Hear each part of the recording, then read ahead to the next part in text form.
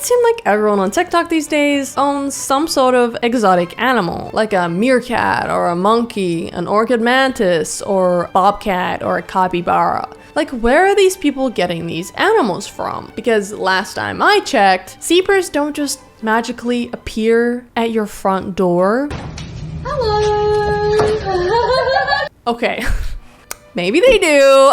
And sure, animal content can be done in a healthy and ethical way, but the trouble starts when people decide to purchase an exotic animal on a whim without doing even a little, I don't know, Google search, or I don't know, ask Alexa, hey Alexa, can a zebra bite my arm off? A man was hospitalized after the zebra he owned nearly bit off his arm. So yes, it can. And yes, I know how easy it is to get attention online when you have some sort of unique or exotic looking animal, but you end up influencing other people to make similar purchases. Other, less educated people. How do I get one? I want a meerkat now. I want one. How do I own a fennec fox? I want a lemur so bad. And yes, I am looking at you, accounts that only post videos of their very adorable exotic animals. You are single-handedly driving up the demand for those animals, leading to some seriously sketchy breeding practices. And when those animals can't be bred, well, they get literally yoinked from the wild. What, you thought lemurs just hang out in Oklahoma, United States, of all places? Like, no. Willow! Hi, baby! Yeah, hi! Now, before we start, I do want to show you some really great examples of animal-based content that is done in a really good way, especially when it's coupled with education. Just look at Urban Rescue Ranch or Alveus Sanctuary. These organizations legally rehabilitate animals and put them back into the wild, where they're supposed to be. I'm rehabbing a eastern screech owl. After 2 weeks, it looks like his head trauma has healed. Now that he's eating and drinking on his own, I don't need him to be in here anymore. And we can move him to his pre-release enclosure. This is our flight pen for small owl. Here he will learn how to hunt, and as soon as we can see that he can hunt on his own and that his concussion doesn't prevent him from that, he'll be ready to go back to the wild. And yes, they also post very adorable animal videos. But the money from those videos goes straight back into their organizations because they're nonprofits, which means they don't sell the animals, they don't breed them, they don't run petting zoos, okay? They're just sanctuaries and rehabilitation centers with a side of viral cuteness. This is Jalapeno. He's a donkey. And this is Serrano. He's also a donkey. We got the donkeys from a feedlot in Central Texas. A lot of livestock goes to be made into cat kibble, dog kibble. It goes to traditional medicine. They boil donkey hide to make a gelatin for traditional Chinese medicine. So that's how we got them. They have a button on their head to make their ears go backwards. It's a new thing I learned. But same cannot be said for Cammy's exotics. That was a close one. Cammy's Exotics is the brainchild of the TikTok sensation Cammy Grant, who boasts nearly 2 million followers and millions of views by showcasing her 60+ animals living on her property. Today I am going to show you all the types of animals that I have. Starting off with Izzy, she is a Moluccan cockatoo. The next animal that I have is a prairie dog. This one is Toga, she is a fennec fox. This is Ivy, she is a ball python. This is Snow. I do own kinkajous. Here's my bobcat sage. Here are my Egyptian fruit bats. This is Nico, my revet monkey. This is Roger, my red kangaroo. Oh my god. We're almost done, okay?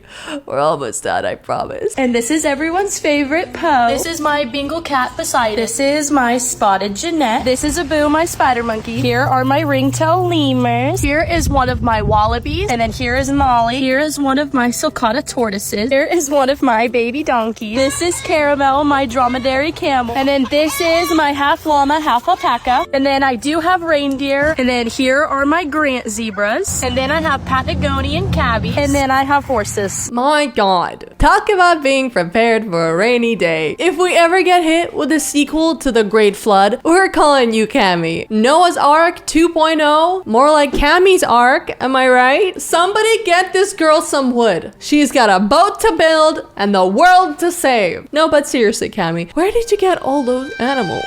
Okay, because I know they're not all rescues. You seem to have a new baby animal pop up every couple of weeks. I got a dingo. A dingo is an ancient lineage of dog found in Australia, which pretty much means this is a non-domesticated dog. Cammy has this quirky little habit of buying baby animals like they're limited edition Beanie Babies, and once they inevitably grow up, they get tucked away in a cage like old toys in a closet. Unless, of course, there is a trending audio on TikTok.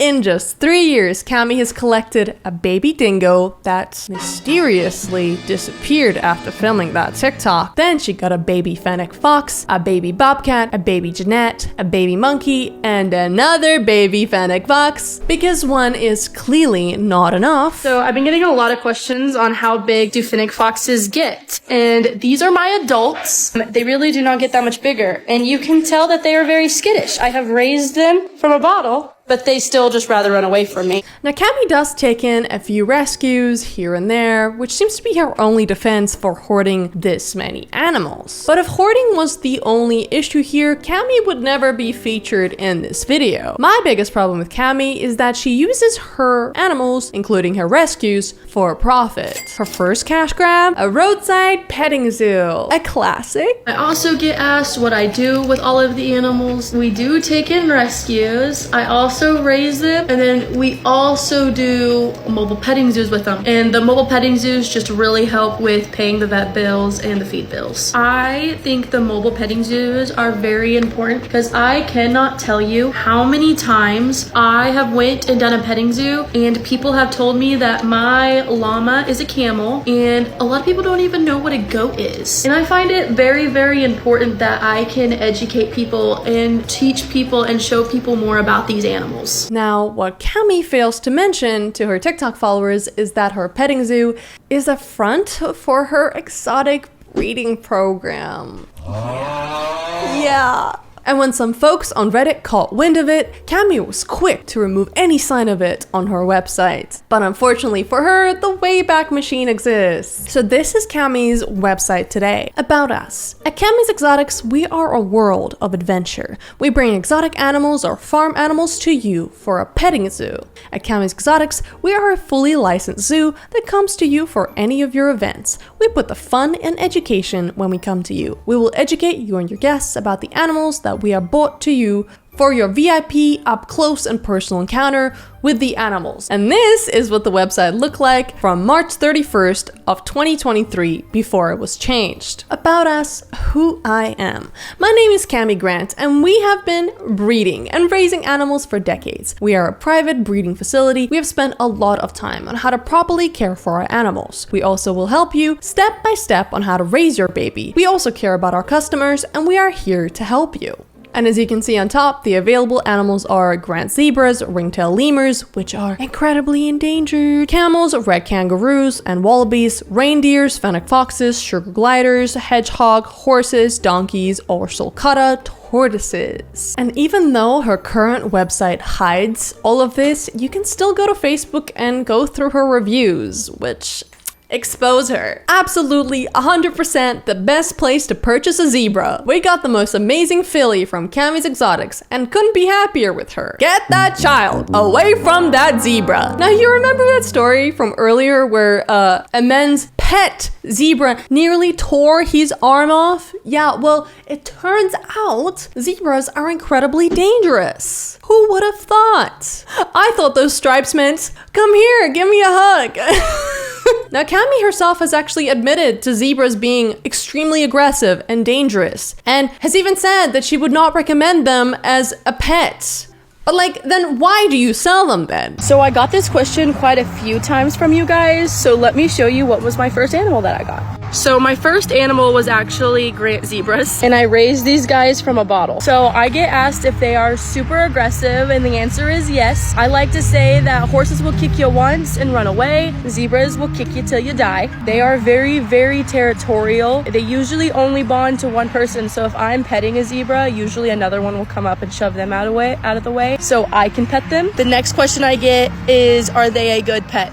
No. And if you're still defending Cammy after everything that I told you, I'd just like to point out the fact that she is turning her zoo into an Airbnb experience. She's a little entrepreneur. So a lot of you guys have been asking about our overnight safari experience where you guys get to stay the night with all of my animals. And we are getting so close, guys. We will actually be opening up next spring in 2024. And I just can't wait for you guys to come and experience all of this with us. It has taken us 3 years to build all of this, and we are almost done. So here are the cages. We will be having all different types of exotic animals here. So right now I am showing you guys all of the cages of what the animals will kind of be in. They also will lead to outside, so the animals will have outdoor enclosures as well. So this big cage will actually be the monkey and lemur cage, and you guys will get to see this right through your very own window in one of the rooms that you guys stay. So you guys will get to see the lemurs run, jump, and play constantly through your window. Now, okay, all jokes aside, the ringtail lemurs, the ones that Cammy has, have seen their population drop by 95% between 2000 and 2017. Why? Because people like Cammy think it's okay to turn them into pets. Now, I do understand that some of Cammy's lemurs are rescues. So why not like send them to a conservation facility where they can have like babies and then they can let the babies out back into the wild. They need to repopulate the lemur, not have them stuck in a cage in Oklahoma, being like a roadside attraction for the locals. I don't get it. Now I will cut Cammy some slack, okay? She is 21 years old. She was actually born into the exotic breeding trade. Like her dad was doing this before her. Hey guys, I just wanted to come on here and talk to you, mostly like comments like this. I do know how to take proper care of these animals. My dad has been raising animals since he was born, and I have been raising animals since I was born. So I'm not using them for clout. I have had these animals for a very long time before I even got social media. So please don't send her any hate. I think she hears the message loud and clear. And the same goes for the next creator that I will be talking about today. This is wild. His name is Kyle Thomas. Now, Kyle has spent most of his teenage years exploiting exotic animals for TikTok views. I mean, how else would he become UK's top TikToker with almost 35 million followers? Kyle has a variety of different exotic animals that he makes content with, but his main star is his meerkat, Milo. So this is my pet meerkat Milo, and I haven't taken him on a walk in a little while. Letting Milo rate different foods? Let's go.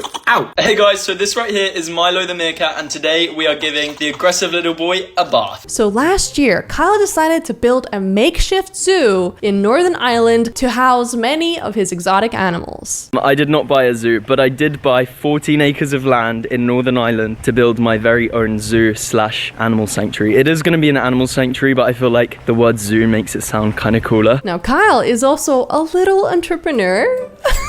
So his zoo was also gonna double as an Airbnb. But my plan is to have 5 Airbnbs right here, all set up nicely. But before Kyle could open up his zoo to the public, the place mysteriously closed and the land was put up for sale on Facebook. Now, the media in the UK went absolutely wild for this story, and they actually got Kyle's mom to make a comment, and she said, and I quote, "He has done absolutely nothing wrong. I've had to move every single animal from here because people were killing them and poisoning them." What? Supposedly. The neighbors in the area had questioned why Kyle had brought so many exotic animals to sanctuary, and concerns were also raised about the impact on native wildlife that may have once used an area he was populating with sheds and fences. I wonder who poisoned the animals, huh? Definitely not the neighbors, who are so concerned and worried. This is a tough case to crack. Now, supposedly nobody really knows what truly happened, like what animals survived, what animals were harmed, but apparently all of the animals had to be moved back into Kyle's residential home, and most of them live in Kyle's shed, which sounds so concerning since Kyle has 40 animals in his care. I think right now I have around 40 individual animals in total, but I have 7 chickens, I have 4 tenrics, and I have 4 frogs. If this whole zoo debacle was wild, just wait, okay? Because a couple of months prior to the zoo, Kyle decided it was a good idea to purchase a capybara, which is a giant South American rodent. We all know the capybara. So many videos and music videos about the capybara have come out recently. Capybara. Capybara. He had also named his capybara Queen Elizabeth, which is honestly kind of iconic. So it's not surprising, like, Kyle wanted a capybara because, I mean, it was gonna get him so many views, right? Maybe depressed, but at least I have an iced coffee. But after posting a couple of TikTok videos with Queen Lizzie, Kyle got in a lot of legal trouble. Well, Kyle's mom did because he was underage at the time, I believe. So after going to court, Kyle's mom was charged for illegally smuggling this capybara from England to Northern Ireland. 2 others were convicted of charges relating to smuggling the animal, including Co-Atrium pet shop owner Michael Dickinson and transporter James Hammond, who picked up the animal and transported it from Cambridgeshire, where they can be kept legally as pets. In Northern Ireland, the capybara, a giant wild rat, is listed as a dangerous animal. Giant wild rat. Oh. All this trouble just to make a couple of terrible videos with this capybara. Like, actually insane. I'm a gangster's wife to an anybody killer. Daddy, let me know that I'm your only girl. Now, a few keen commenters actually noticed that the capybara in Kyle's TikToks seemed kind of distressed, okay? She was always against the wall, like in fear. Like, obviously this capybara was not happy. And unfortunately, Queen Elizabeth, just as the name suggests, unfortunately passed away shortly after. Now, Kyle did make a video trying to explain everything that went down with this whole capybara drama. We said that he's really reputable, and on his website he had zebras on there, he had capybaras on there, he had all of this. And I said to him one day, I said, hey, do you have capybaras? Are they tame? Do we need a license? Is it gonna be, can it live with us, you know, for a while we wait for our house with the land, which was going through 2 weeks later? Can it live with us in our house? You know, yes, you'll just need a swimming pool, just put rubber mats out. Then one day he just dropped the animal off with us, completely blasé about everything, just dropped the animal off with us. It was nothing like we thought. And I know it's ridiculous because it's such a meme. The capybara is a meme, and it just all has literally ruined my past year of my life. And I'm not exaggerating about that at all.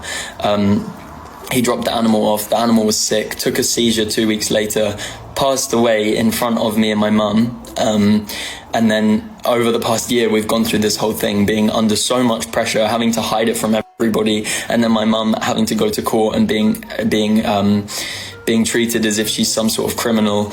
And now we have journalists saying that we've all of these animals and that we're animal, we do this and we do that, when we have literally done none of that. Imagine an oversized wild rat ruins your life. I'm telling you, this is what happens when you purchase an exotic animal, when you don't do the research on the legality of it, how to take care of it, what its native environment is. Like, there are so many things to owning an exotic animal that you just don't even realize. Like, what's the point? Like, exotic animals are not toys, and they're definitely nothing like a domestic animal, okay? You cannot just buy some kitty litter and like a cat tree and call it a day, okay? This is a serious, life-altering purchase. I just wish more people treated it like that. Nonetheless, Kyle has actually turned his life around and learned a ton from his mistakes. Or he got a really great PR team. You be the judge. In an interview, he said, I don't like to call myself an influencer because I don't influence anything. I'm like a video sharer. Okay, honey. No. Kyle, no.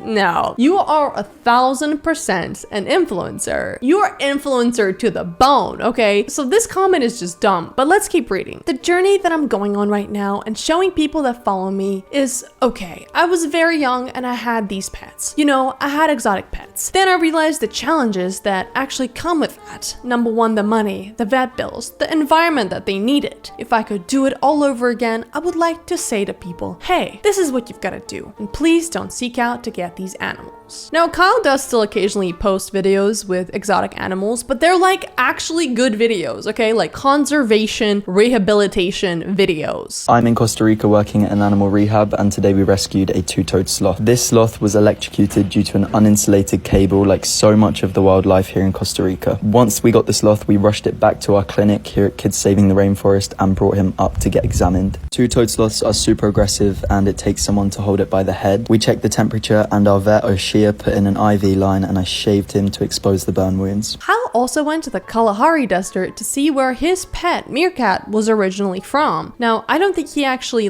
took his pet and released it, but it's fine. Okay guys, I'm actually sat beside a burrow of meerkats in the wild in the Kalahari Desert. I'm working with a lady called Alma who basically rescues pet meerkats, introduces them into mobs and releases them. And there are so many meerkats right here. So this is one of the other burrows and we're being super quiet around them. They weren't released too long ago, but there are so many. I mean, it seems like he's done some good in the world. He's trying. Yo, you can become a veterinarian, a zoologist. There are so many careers in the animal field where you don't have to own these animals. You can help them. Now, if you've stuck around to the end, you are a certified legend. Bye. Bye.